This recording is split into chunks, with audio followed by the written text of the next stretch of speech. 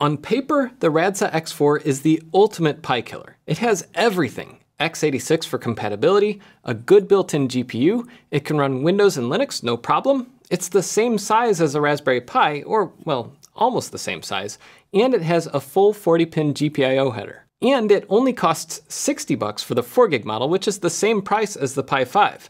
I think everyone who's seen this thing thought the same thing Brett Weber did.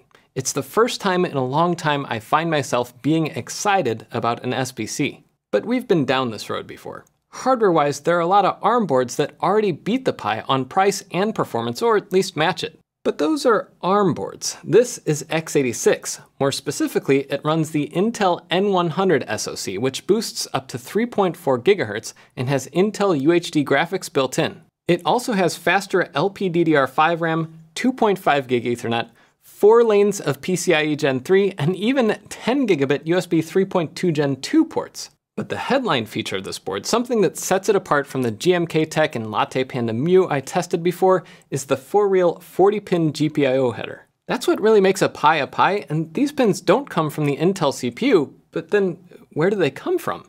Radxa installed a tiny Raspberry Pi Pico RP2040 on here. The pins are connected to this chip, so it's like a little ARM coprocessor for the Intel CPU. This is a gutsy design, and to be honest, I love it. It's not just another ARM board, it's trying something new. But when I tweeted about it, some people were skeptical. Like Libre Computer's account said, ARM SoCs are usually designed to idle at 1 watt. N100 idles at 5 watt. N100 should not be put on a small form factor board like the Pi series. So to figure out if this thing truly is a Raspberry Pi killer, we have to take in the full experience. Performance, accessories, support, software, solving real-world use cases. And first up, let's talk thermals. Is the Intel CPU too hot for a board this small? Well, after I ran my full set of SBC benchmarks, Redshirt Jeff volunteered to demonstrate the main problem I had.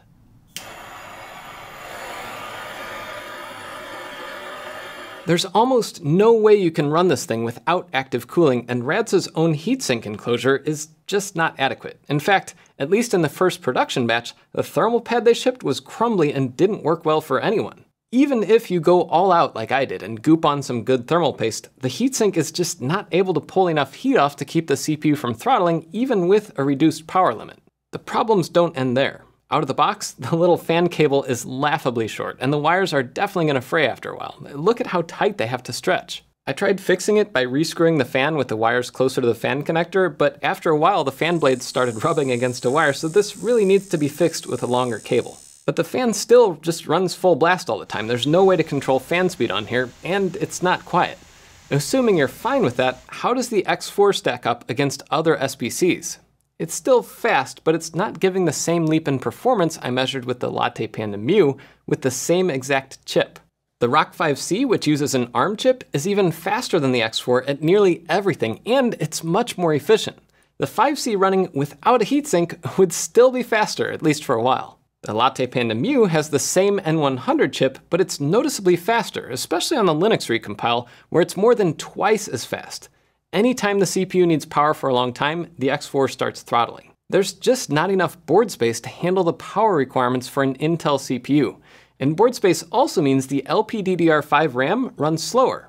There isn't enough space on the PCB to put in dual-channel 64-bit wide address support, so not only is the CPU throttling from heat, it isn't getting as good performance because the memory's slower. TinyMemBench really shows those differences. You're getting like 50 to 60% better performance from the Mu. The compromises from a bigger chip and more power don't end with performance though. Because of the size of the N100, it pretty much had to go on the bottom. Using their official heatsink, the board is flipped upside down, so it's a bit hard to use for tinkering. In fact, some of the GPIO pins are nearly inaccessible unless you take off the bottom part of the heatsink case. Then you can't really use it upside down because the fan has nowhere to pull in fresh air, so you can either try running it on its side or just give up on tinkering with hats altogether. One thing I do love is the built-in audio jack, but the flipped design also means you have some antennas and a CMOS battery just flapping in the breeze. I used some VHB tape for the battery and stuck the antennas onto the base, but the enclosure overall is just a lot of compromises. I hope they can design a better case for this thing. Then there are other things that SBC users get used to that are just missing, like HDMI CEC support. That makes it a little more annoying if you want to use one of these for a media center. I also installed one of my NVMe SSDs in the tiny 2230 size M.2 slot, and it works great, except it's also burning hot, idling above 70 degrees Celsius.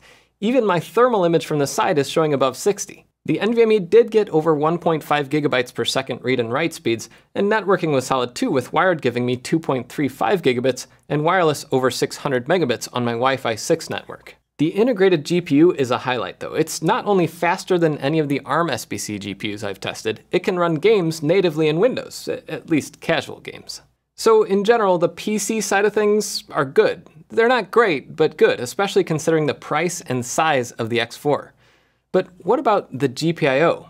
That's what makes a Pi, really, and there's a huge ecosystem of Pi hats to add on anything from audio devices to AI accelerators. Do those work with this thing? No. Well, at least a lot of them won't without a decent amount of effort porting things into MicroPython and building your own bridge between Linux and the RP2040. The way Radxa set it up is actually pretty cool. You just press the button here, and it will mount the RP2040 as a USB device. Copy firmware over to it, and the RP2040 reboots and runs the firmware. You can drop MicroPython on it and do like I did and run any old 2040 code on it. Right here, I'm measuring the temperature using the built-in ADC, but I'm guessing the accuracy needs a little adjustment from being on such a hot little board. But it is cool. It's certainly more fun having this integrated into the board instead of dangling a Pico off the side. And you can do real-world projects with this, but it doesn't give you access to all the hats that already exist for Raspberry Pis. And even if it did, at least with this case, they wouldn't be hats, they would be HABs. But let's be honest, most people who run Raspberry Pis don't use the GPIO. And if you're running a Pi in your home lab, there are a lot of things compatibility-wise that are just easier on an x86 chip, like old-school software that doesn't support ARM yet. So an SBC with full-fledged BIOS and the ability to run Windows without patching an insider build is useful. And to that end, I installed Windows 11. I created a USB installer, popped it in the X4, and installed Windows just like that. Windows didn't automatically recognize the Ethernet or Wi-Fi though, so I had to use a USB Ethernet adapter to get internet access. Once I did that, I downloaded the 800 megabyte Ethernet driver package from Radxa site, installed it, and now I could use onboard Ethernet. The Wi-Fi driver was thankfully a lot smaller, and after installing it, I could use Wi-Fi too. Then I tried installing the GPU driver from Intel, and after I downloaded it from Radxa, Windows told me the compressed folder was empty. Of course, for any of these issues I run into, I post an issue on Radxa's community forum. But having to download a driver from Radxa for an Intel device and having the zip file corrupt makes the experience running Windows a little weird. Luckily, the GPU driver eventually installed in the background, and like I mentioned earlier, the iGPU on here is pretty decent. At least it'll run casual games okay on low settings. And it accelerates video playback well enough for 4K on YouTube. I can't say the same for most ARM SBCs. Outside my driver speed bumps, BIOS releases need more QA too. This is an area I've dinged Radxa on in the past. Hardware is usually pretty amazing, but the software experience kinda spoils it. They've already had one BIOS slip up. They released an update that magically gave everyone 12 gigs of RAM earlier this month, except it didn't. Brett Weber installed it, and when he tried using the extra RAM the BIOS gave him, the X4 crashed. And you could just skip BIOS updates, right? Well, the reason Brett probably upgraded was to get GPIO support working. That wasn't something that worked on the firmware the board launched with. So Radxa still has some work to do on the software and support side, especially for early adopters, which brings me to my recommendation. Do I think this is the Pi killer, finally here after all these years? No. The hardware is very cool though, and unlike many of the other ARM SBCs I own, this one might not end up in the box of shame. But do I think anyone buying a Pi or any of the other ARM SBCs that's faster and more efficient should drop ARM and switch to this Intel board? No. It has its uses, and for the price, despite its flaws, I think it's a great value. But it's not quite the Pi killer we expected. Until next time, I'm Jeff Geerling.